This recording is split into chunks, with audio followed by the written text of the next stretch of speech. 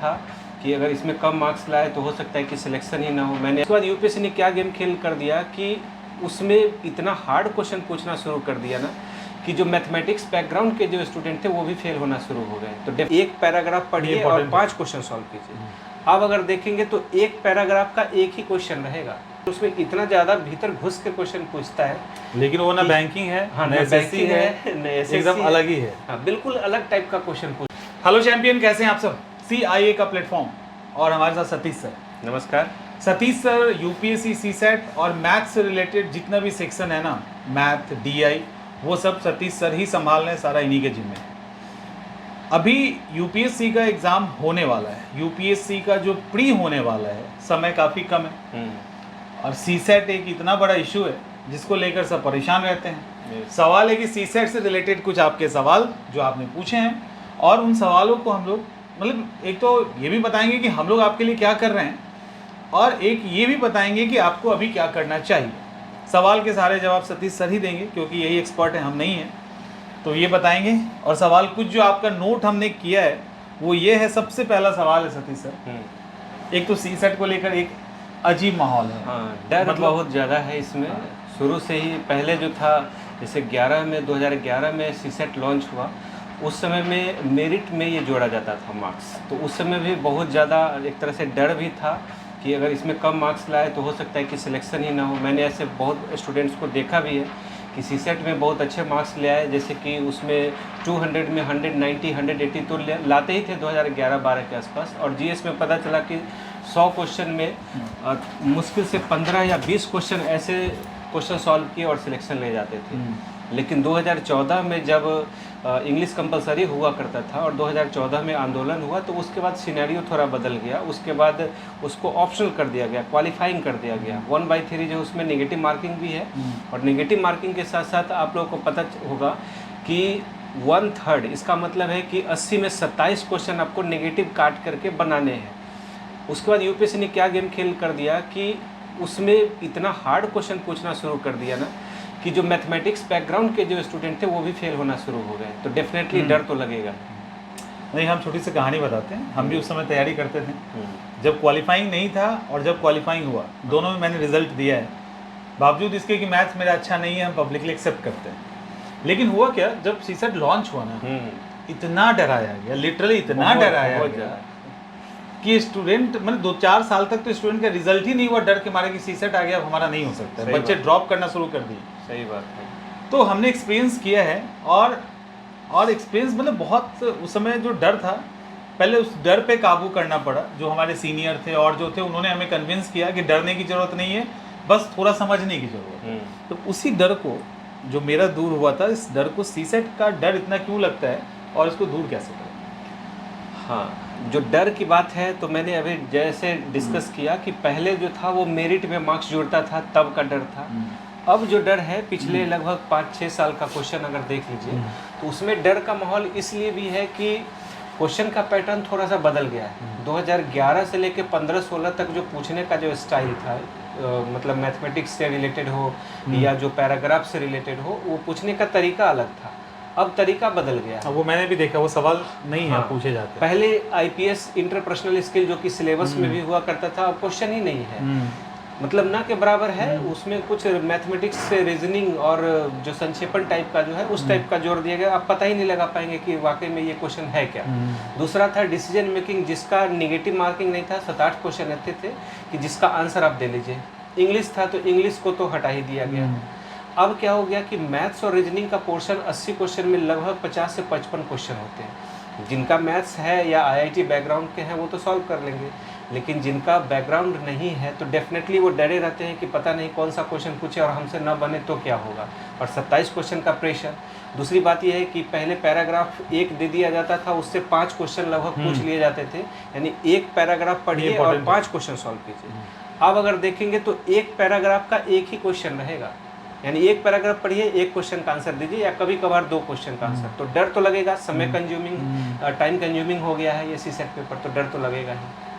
नहीं, अच्छा, ये भी एक एक्स्ट्रा सवाल हम पूछ लेते हैं क्योंकि कई बार ये हुआ है कि जिनका मैथ बैकग्राउंड है, मैथ में उन्होंने एमए किया है, IITian भी हैं, सीसेट वो डिस्क्वालीफाई कर जा रहे हैं। उसके पीछे कारण ये है ना कि जो साइंटिफिक बैकग्राउंड के लोग हैं, जैसे मैथ्स बैकग्राउंड हुआ या आईआईटी हुआ, वो सब हायर लेवल मैथमेटिक्स है। उस मैथमेटिक्स से सीसेट को कोई मतलब नहीं है, उसका एक भी कुछ भी नहीं पूछता है। लेकिन उसको पढ़ने के बाद जो माइंड का जो शार्पनेस जो बढ़ जाता है, एनालिसिस पावर जो बढ़ जाता है, जिस वजह से दूसरा कोई भी मैथमेटिक्स टाइप का जो पूछ लिया जाएगा तो वैसे कोई जो छात्र हैं वो आसानी से बना पाते हैं। लेकिन जो निम्न बैकग्राउंड के, जैसे मान लीजिए कि कोई कॉमर्स के स्टूडेंट हैं, कुछ स्टूडेंट ऐसे हैं जो आर्ट्स के हैं, तो उनके लिए बिल्कुल नया होगा। और सिलेबस में यूपीएससी लिखता है कि 10th क्लास से नीचे के पूछेंगे। डेफिनेटली आप क्वेश्चन ऑब्जर्व जब करेंगे तो जोड़ घटाव से रिलेटेड पूछेगा, लेकिन उसमें इतना ज़्यादा भीतर घुस के क्वेश्चन पूछता है।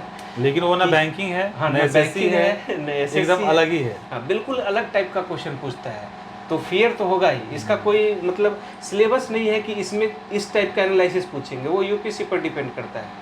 यही तो खूबसूरती है यूपीएससी की। सही बात। और अगला सवाल है कि हाँ, अब क्या पॉसिबल है कि यूपीएससी सीसेट को इतने कम दिनों में हम लोग पूरा कर सकते हैं? बिल्कुल, जैसा मैं जब अपने तैयारी के दिनों में था तो यूपीएससी उस टाइम का अलग था, लेकिन अब जो है डेफिनेटली बहुत सारे लोगों को डर लगता है कि ये कैसे इसको सॉल्व कर ले, कैसे इसका तैयारी हो पाएगा कम समयों में। और अभी आज हम लोग बातचीत कर रहे हैं, इस हिसाब से देखा जाए तो सिविल सर्विसेज एग्ज़ाम के लिए 2 महीने से भी कम है। यानी कहने का ये मतलब है, अगर इसको 40 दिन भी अगर ले ले तैयारी के पॉइंट ऑफ व्यू से, तो बहुत ज़्यादा कम समय है। फिर भी मैं कहता हूँ कि इस इतने दिनों में जो 27 क्वेश्चन सॉल्व करना है, उतना तैयारी तो डेफिनेटली हो जाएगा, और मैं ऐसा करवा सकता हूँ ताकि आप क्वालिफाई कर सकते हैं एग्जामिनेशन। यानी अभी आपके पास संभावना है बिल्कुल क्वालिफाई करने संभावना, की? हाँ बिल्कुल संभावना है, क्योंकि 40 क्वेश्चन भी अगर आप सॉल्व कर लेते हैं, उसमें मेरिट तो जुड़ना नहीं है, बस क्वालिफाई होना है। अगर 40 क्वेश्चन भी अटेम्प्ट कर लेते हैं और आपको 27 क्वेश्चन नेगेटिव काट के करना है, यानी उसमें भी संभावना ये रखेंगे कि 7-8 क्वेश्चन गलत भी हो जाए तो भी आप क्वालिफाई कर सकते हैं। तो उसके पीछे कुछ कारण है कि मैं क्यों ऐसा बोल रहा हूँ कि कम समय में हो जाएगा। आगे मैं डिटेल में चर्चा करूँगा कि कैसे कम समय में ये तैयारी हो सकती है। सवाल है कि वो कौन सा हिस्सा हो, सीसेट के अंदर अलग अलग एस्पेक्ट कोई हाँ, टॉपिक है, तो उसमें बिल्कुल। किस पे हम ज़्यादा ध्यान दें ताकि सेव कर सके इतने कम समय में हम सीसेट को? ओके, देखिए सबसे पहले मैं ये बताना चाह रहा हूँ कि टोटल जो क्वेश्चन है वो 80 क्वेश्चन है। टाइम 2 घंटे का है, कहने का मतलब 120 मिनट है। 80 क्वेश्चन में कोई ज़रूरी नहीं कि 80 में 80 क्वेश्चन सॉल्व कर लिया जाए। आपको 27 क्वेश्चन की ज़रूरत है, तो आप 40-50 क्वेश्चन भी अगर आप बना लेते हैं, यानी 40 का आप टारगेट रखिए, ज़्यादा 50 भी नहीं कर रहा हूँ, 40 का टारगेट रखिए। 120 मिनट है, यानी एक क्वेश्चन करने के लिए आपके पास 3 मिनट का समय है, और 40 में 27 क्वेश्चन आपको करना है। तो इसमें जो मेरा बैकग्राउंड मैथमेटिक्स है, उस हिसाब से अगर कहूँ तो आप पैराग्राफ ना भी बनाए, सिर्फ मैथ रीजनिंग भी अगर सॉल्व कर लें तो आप पास हो सकते हैं। लेकिन उसके पीछे एक स्ट्रेटजी है, जिस स्ट्रेटजी के तहत आप अगर जाते हैं तो डेफिनेटली पास हो सकते हैं, वो मैं बताऊँगा अभी। इसमें है कि एग्ज़ाम हॉल में, मतलब एग्ज़ाम हॉल की बात की जा रही है कि सीसेट का जब पेपर आता है तो एग्ज़ाम हॉल में लोग घबरा जाते हैं बच्चे, कोई ऐसा सवाल आ गया या कुछ कहीं पे जाके स्टक कर गए। तो एग्ज़ाम हॉल के अंदर स्ट्रैटेजी क्या हो कि उनको एक तो लगे कि नहीं हमने 27 को सेफली क्रॉस कर लिया है, अब रुकने का समय है, अब ज़्यादा अटेम्प्ट ना लें, बस इतना करके रुक जाते हैं।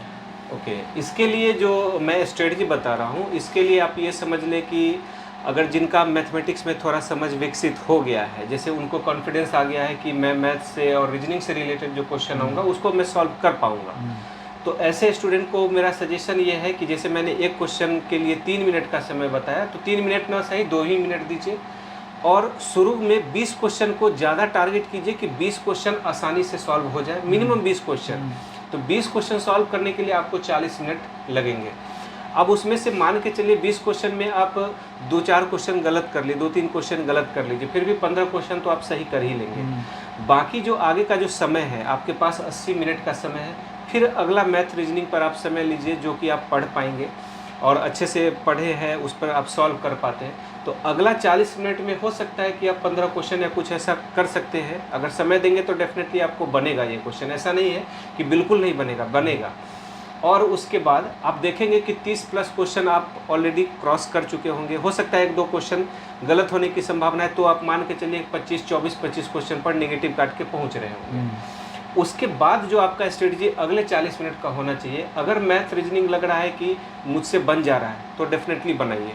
उसके बाद डर लग गया कि नहीं मैथ रीजनिंग तो आप मेरे से निकल ही नहीं रहा है, तो पैराग्राफ पे टाइम दे दीजिए और 5-7 क्वेश्चन तो आप 40 अगले जो 40 मिनट है उसमें तो आप ला ही सकते हैं, तो बाद में पैराग्राफ कर लीजिए। तो वो ये सेफ स्ट्रेटजी है, इससे आप पास तो कर ही जाएंगे, क्वालिफाई कर सकते हैं आप बिल्कुल क्वालिफाई एग्जाम स्ट्रेटजी। तो इसमें टाइम मैनेजमेंट भी तो यही बहुत ज़्यादा टाइम मैनेजमेंट की जरूरत नहीं है। हाँ, इसमें अगर मेरिट में अगर ये मार्क्स जुड़ता तो डेफिनेटली बहुत ज़्यादा टाइम मैनेजमेंट की ज़रूरत थी, क्योंकि एक एक मिनट एक एक सेकंड मायने रखता, क्योंकि इस पर मेरिट बनता। जैसे कि 2014 तक जो सिस्टम था बिल्कुल वैसा ही था, क्योंकि बहुत सारे जो आईएएस बने हैं उस पीरियड में वो जीएस में बहुत कम स्कोर किए हैं और सीसेट में बहुत ज़्यादा स्कोर करके बने हैं। तो उस समय का अलग स्ट्रेटजी था, लेकिन अब जो है सिर्फ पास करना है। और सबसे बड़ी चीज़ है, मैं ऐसा इसलिए बोल रहा हूँ कि बहुत सारे कैंडिडेट हैं जो साल भर पढ़ते रहते हैं, साल भर पढ़ने के बाद मेरिट लिस्ट में पता चला कि जीएस फर्स्ट पेपर में 50 क्वेश्चन कर लिए और इधर जो दूसरे पेपर में है उसमें भी मेहनत किए, 27 पे पास होना है 25 बना दिए, 26 बना दिए। अब 1-2 क्वेश्चन के चलते अगर वो फेल हो गए तो सोच के देखिए कि 1 साल का आपका मेहनत खराब चला गया। दूसरी चीज़ है कि अगर आप वाकई में सिलेक्शन ले रहे हैं तो 1-2 साल लेट अगर सिलेक्शन लेंगे तो आप सोचिए कि 1-2 साल आप जूनियर हो जा रहे हैं। दूसरी बात, 1-2 साल का सैलरी भी आपकी कम हो जा रही है। तो ये बहुत इंपॉर्टेंट है। सीसेट वाले जो पेपर है, जैसे पहले इसको सीसेट नाम दिया गया था, ये बहुत इंपॉर्टेंट है। इसको आप हल्के में ना ले, सीरियसली ले, और सीरियसली करने के लिए हम लोग हैं यहाँ पर कि सीरियसली उसको कैसे कंप्लीट कराया जाए और कैसे आप इसको क्वालिफाई करेंगे। सीसेट आप निकालेंगे, इसके लिए निश्चिंत रहिए। अब सवाल है टॉपिक कौन कौन सा सीसेट के अंदर टॉपिक कौन सा है ये मैं बता देता हूँ कि टॉपिक तो बहुत सारे हैं। जैसे मैथमेटिक्स में अगर देखा जाए तो 18-19 टॉपिक मैथमेटिक्स से रिलेटेड हैं। फिर जो रीजनिंग का जो पोर्शन है उसमें भी लगभग 18-19 चैप्टर जो है वो पूछे जाते हैं, लेकिन सारे के सारे चैप्टर एक ही साल में नहीं पूछ लिए जाते हैं। कुछ चैप्टर जो है कोर चैप्टर जिससे डेफिनेटली हर साल पूछा जाएगा क्वेश्चन, और कुछ चैप्टर ऐसे हैं जिसको हर 2 साल 3 साल पर रिपीट कर लिया जाता है, कुछ क्वेश्चन पूछ लिया जाता है। अब जैसे मैथमेटिक्स है, मैथमेटिक्स से रिलेटेड जो पोर्शन है वो सबसे ज़्यादा है जो आपका अंक गणित है। अंक गणित में बहुत ज़्यादा क्वेश्चन पूछे जाते हैं, मतलब ये समझिए कि 50 क्वेश्चन में से 7-8 क्वेश्चन, कभी 10 क्वेश्चन भी हो सकता है। उसमें विभाज्यता यानी डिविजिबिलिटी से रिलेटेड क्वेश्चन होगा, फिर ABCD से रिलेटेड, जोड़ घटाव से रिलेटेड क्वेश्चन पूछ लिया जाएगा। तो ये जो अंक गणित का जो पोर्शन है बहुत ज़्यादा इम्पोर्टेंट है। दूसरा जो चैप्टर जो है वो है परमुटेशन कम्बिनेशन, यानी किसी न किसी तरीके से परमुटेशन कम्बिनेशन तो पूछ ही लेता है, यानी 4-5 क्वेश्चन लगभग उससे पूछ लेगा। और ये कहीं ना कहीं परेशान भी करता है। हाँ, परेशानी भी ये करेगा, डेफिनेटली करेगा। फिर टाइम एंड वर्क से रिलेटेड लगभग 1-2 क्वेश्चन तो आएगा ही। टाइम एंड डिस्टेंस इसलिए ज़रूरी है कि अगर मान लीजिए कि IPS आप बनने जा रहे हैं, या मान लीजिए कि फॉरेस्ट सर्विस का एग्जामिनेशन भी इसी में ले रहा है, तो ये कहीं ना कहीं वर्दी से रिलेटेड है, तो चोर पुलिस वाला बात है, तो टाइम एंड डिस्टेंस पूछ लेता है। तो टाइम एंड डिस्टेंस से 1-2 क्वेश्चन तो डेफिनेटली पूछेगा ही, मतलब जो नेचर है एग्जामिनेशन का उस नेचर के अकॉर्डिंग पूछ लेता है।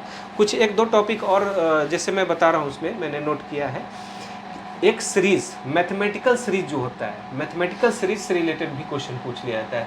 उसमें से मिसिंग नंबर, जो उसमें कभी कह सकते हैं कि ये रीजनिंग का भी पार्ट हो सकता है, कोई कभी कह सकते हैं कि मैथमेटिक्स का भी पार्ट हो सकता है, तो उस टाइप के ये पूछे जा सकते हैं। कैलेंडर का 1-2 क्वेश्चन तो डेफिनेटली हर साल रहेगा, कैलेंडर से रिलेटेड हो या वॉच से रिलेटेड हो, ये डेफिनेटली पूछ लेगा। ठीक है, तो ये जो है बहुत ज़्यादा है। ये मतलब जो टॉपिक मैंने बोला, अगर इन सभी टॉपिक को अगर कर लिया जाए, जैसे 4-5 टॉपिक मैंने बोला, तो इस 4-5 टॉपिक से मेरे अनुमान के हिसाब से कम 17-18, कभी कभी हो सकता है 20 क्वेश्चन भी हो सकता है। अच्छा, हाँ, 50 में लगभग इससे 15 से 20 क्वेश्चन पूछा जाता है इस 4-5 टॉपिक से, बस इस 4-5 टॉपिक से। और दूसरे टॉपिक है, अगर उसको भी मजबूत कर लिया जाए तो 25 क्वेश्चन तो ईजिली आप क्रॉस कर जाएंगे, एकदम आसान है ये। और दूसरे जब मैं बात कर रहा हूँ कि रीजनिंग में भी 5 टॉपिक ऐसा बताता हूँ जिसको अगर आप कर लें तो रीजनिंग भी क्वालिफाई कर ले, यानी इन 2-5-5-10 टॉपिक अगर कर ले तो 27 क्वेश्चन तो ऐसे ही आप चाहें तो क्रॉस कर सकते हैं। एक जो है सीरीज, सीक्वेंस एंड सीरीज से रिलेटेड क्वेश्चन, जो कि रीजनिंग में डेफिनेटली पूछता है।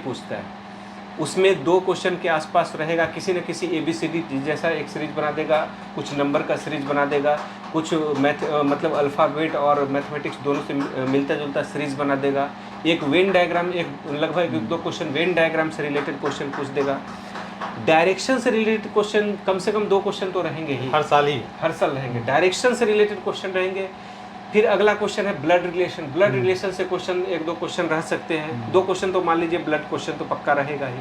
फिर उसके बाद जो अलग क्वेश्चन होता है कथन और निष्कर्ष का, जो स्टेटमेंट और कंक्लूजन से रिलेटेड होते हैं, ये क्वेश्चन लगभग 3-4 क्वेश्चन हो ही ये भी परेशान करता है, बहुत परेशान करता है। और ये मैथमेटिक्स में भी आजकल पूछने लगा है, जो स्टेटमेंट कंक्लूजन अच्छा खासा उसमें 5-7 क्वेश्चन वो भी आ जा रहा है। तो अगर इस सब को अगर कंप्लीट कर लिया जाए ना, तो डेफिनेटली आपका तैयारी अच्छा हो सकता है। और अल्फ़ाबेट से रिलेटेड भी क्वेश्चन भी पूछ लेता है रीजनिंग में।